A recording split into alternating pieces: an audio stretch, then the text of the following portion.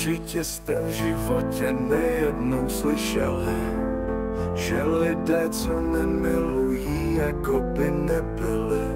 Láska je tak povznášející, krásná a něžná, že takhle mluví jen ten, co ji nezná. Nebo měl štěstí.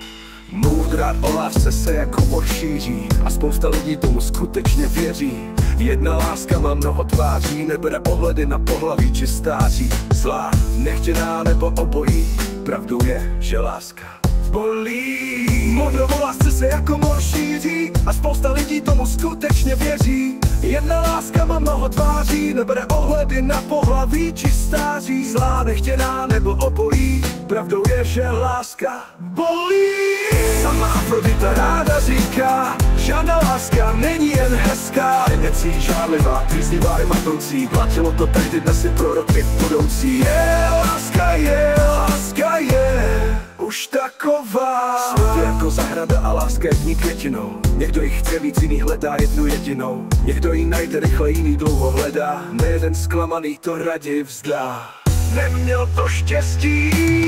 Sama Afrodita ráda říká, na pohled nepoznáš, která je jaká. Vnášející, krutá, sobecká i milující, platilo to tehdy, dnes je proroky budoucí. Květin je mnoho, rozličných barev i vůní.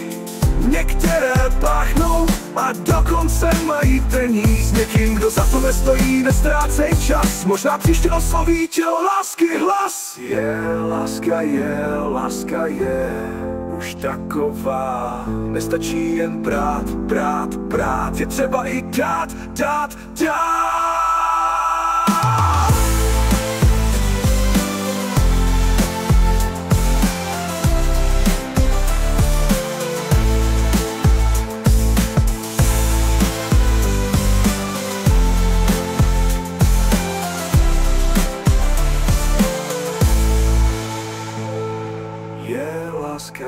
Láska je.